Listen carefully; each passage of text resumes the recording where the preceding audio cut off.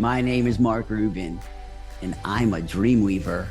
I hope these widgets help you weave your dreams into reality. I've always been able to create the future that I imagine. And I've been creating the future I imagine since I was a kid. People that know me in this way ask me things like, you always seem to say something and then like years later it happens, or you always seem to be able to manifest. As they say, they manifest like this future you imagine. Because I'll say something like I'm going to do in 10 years and then I do it or it happens. It's because I have a framework for creating a future. I don't have things that I say in front of the mirror every day, but I use a framework, and it's called the long game framework. And the long game framework is something I'm going to be explaining in this project in around, I think it's 2027. And I'm going to convert this framework into software. This process enables me to organize the models in my mind in a sequential way and in a way that improves learning. Doing it this way creates cross-functionally connected opportunities for things to work. And I'll explain that. I'm going to go through this. The different components of it. This is going to be used later, in software for other people to be able to enter their ideas. And what will happen is that this software will spit out a project plan with dates and milestones and dollar costs and time. And then the person would then just track their progress and their learning and the proof that it worked. And I learned this by paying attention in my life to things that worked and things that didn't, and looking at people that were able to create the future and trying to model how they did it. What were their steps? I mean, there's two possibilities here for world builders. A world builder is either lucky and it's magic, or they're doing something. I'm talking about increasing the probability of success by doing something in a certain order. So here's the way I do it. This is the long game framework. It's a series of modules, 10 modules. The first module is rules. It's important when creating a game, like a life game, to know what the rules are. And it's important to share those rules with other people, because there'll be other people in the game of life. Making sure that the people in the orbit are aligned on these rules is critical to having a harmonious relationship with the people. So rules are made up of three things, which is values, principles, and practices. Values are easy. When I think of people that I like spending time with, what are the top three characteristics of those people that I enjoy? And those are my values. That's what I value by definition. That's what I value about other people. So what do I like the most? The top three things I like the most about other human beings. The next one is principles. I have 12 principles now, which are basically the way I operate with other people. I'll just say the first three. First one is I value time by valuing my health, exercise, weight, sleeping, try to avoid destructive behaviors, things like that. The next principle I have is I meet people where they want to be met. I am sensitive to the way people interact with me and what they say to me, what they tell me. And I try to match that level of either interest or detail to try to stay calibrated with other people and their vibe with me. And the third one is called help the willing, which is I only help people that ask me for my help. And I never give advice. I only share experience. I know I have 9 more, but basically those three things are I think, a good place to start, at least for me. And then practices, which is what are the things I do every day, every week, every month, every year. Those are things like I go to sleep every night between 9:30 and 10. I walk every day. I spend time outside every day. Those are practices. And I think defining the values, principles, and practices and telling people what they are is a great way to interact with other people. When I think through conflicts I've had with people, it's because either I wasn't living my values, principles, or practices, or the other people didn't know them or care. By defining these things, it makes it very easy to interact with other people in a way that feels aligned with my vibe. Vision. So the next module is called vision. So the first one's rules, and the next one's vision. And visions are made up of dreams. And one thing I've learned, most people I know have no idea how to dream. They don't know how to dream. They don't know they have permission to dream. They don't know you can imagine anything you want to imagine. Anything. You have permission to imagine anything. You also have permission to make anything. as long as it's within the rules of like the legal system. But the number of things that are possible to imagine is infinity. And the number of things that is possible to create is not infinity, but it's a lot. And often, this is a fascinating thing about people asking people like, what do you want to do? Doing such the worst way to ask somebody this question.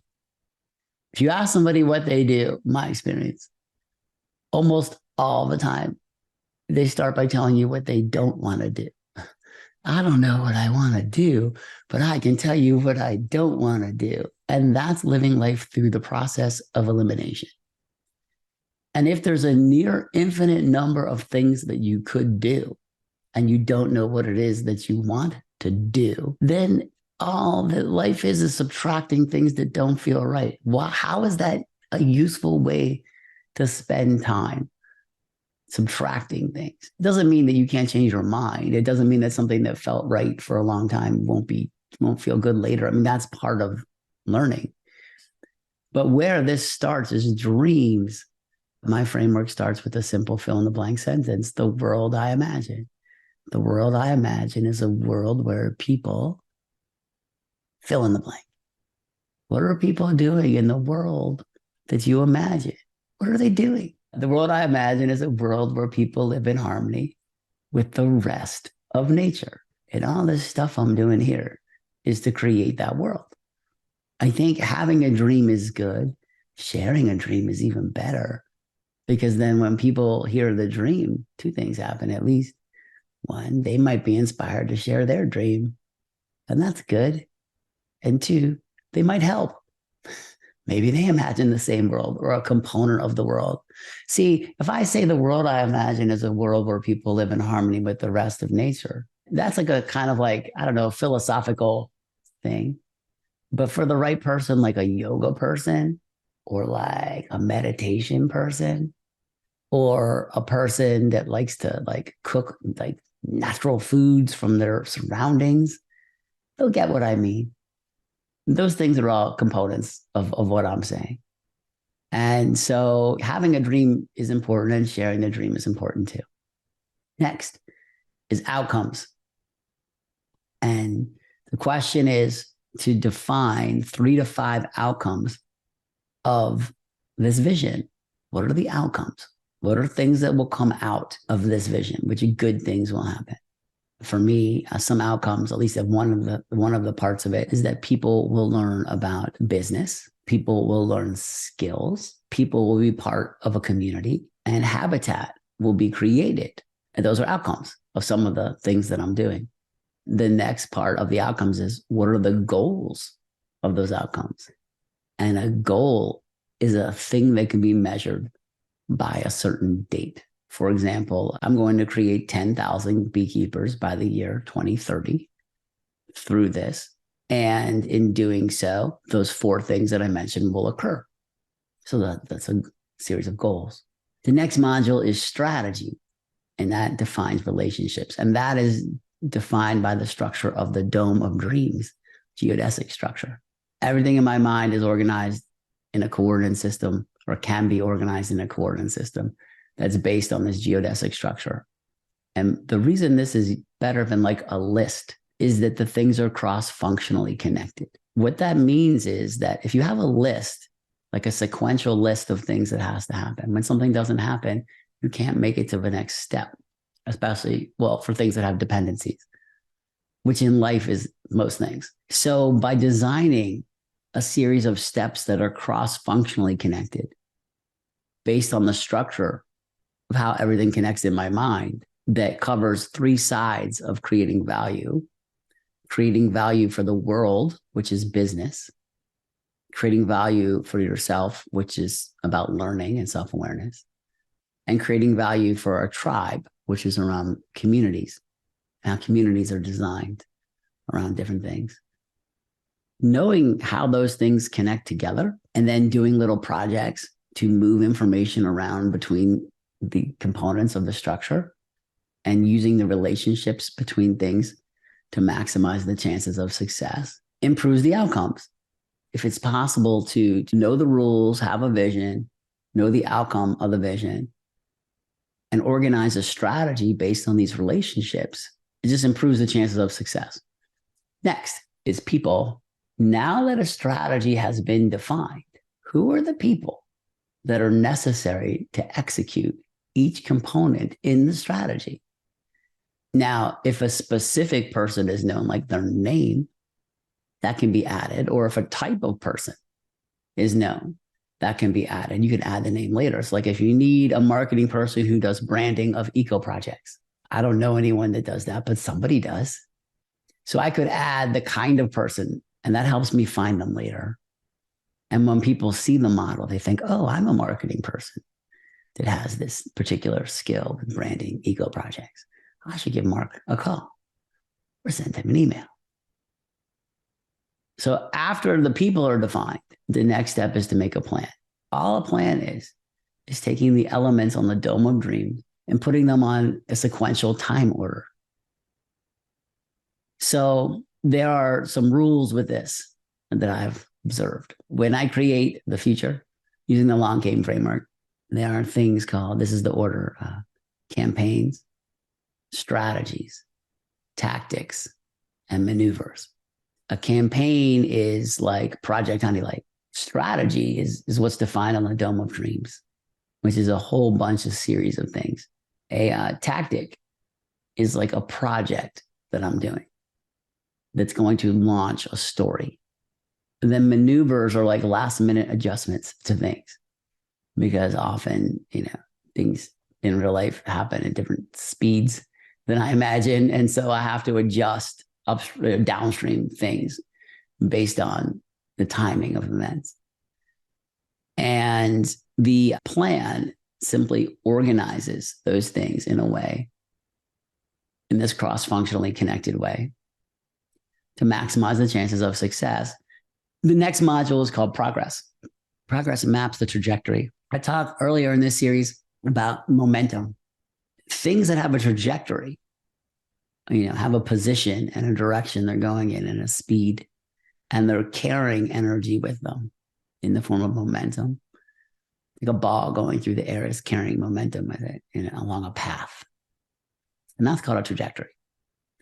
And knowing the trajectory of ideas is important because when you're creating the future, you're intercepting the future where it's going to be later. And a way to explain this is if you ran to where a ball was going to be and you caught it, and then you ran that in reverse, the video of that in reverse, and you saw where you were the step before and the step before and the step before and the step before, until you got to the time before you started running. When you caught the ball, it will be obvious where the ball was going to be, because you could see it moving in the air and you could see a person moving to intercept it. And by mapping the trajectory, by managing the progress against the plan. And so when you're tracking the progress, you're tracking, is the person the right person? Did it start on time? Did it end on time? Or will it end on time? Did it cost more or less than I thought? For every single thing that's occurring. And that's the same thing as watching hundreds of people run to where the ball is going to be. So imagine you've got, I probably have hundreds of things cooking now on this plan. Who knows what will happen, but some balls will be caught and some balls will be dropped and some balls will be caught, rethrown later. And that's just like throwing a ball. And that's part of creating the future. Next, it's about learning and optimizing. So this is something that I've observed about people, about learning, is most people learn through trial and error, which means they something they want, they try it, and either it works or it doesn't. If it doesn't, maybe they learn and maybe they don't. Planning to learn at each step. So when I design these things, I ask myself, what 3 things will I learn if this works? What 3 things will I learn if it doesn't work? By doing this, I can learn twice as fast and in more detail. See, but I think what happens, at least people I know, is like if something works out the way they imagine, they don't ask themselves like 3 to 5 questions of like, why did that work? Or what could I learn from that working? Or how could I double down on what I learned and amplify it times 10 the next time? I think most people check the box, okay, it worked, but they don't have a framework for integrating that lesson into their life. They just think, oh, it didn't work. I'll do better next time. And so between planning to learn when things work, planning to learn when things don't work, and then using a framework for learning along the way is critical for optimizing the system and reducing time and reducing costs. So learning how to learn is important. And the final one is called proof, which is the end. And what's important when imagining the future is seeing the end. What does it look like? Who's going to be there? Where's the sun? Where are the shadows? How does the wind feel? What's the temperature? How does it feel on your skin? What animals are around you? What can you hear? Can you hear the birds? Can you hear the foxes running around? And, these different things. And having a clear vision of where a sequence ends is important because that's what you're mapping the trajectory against.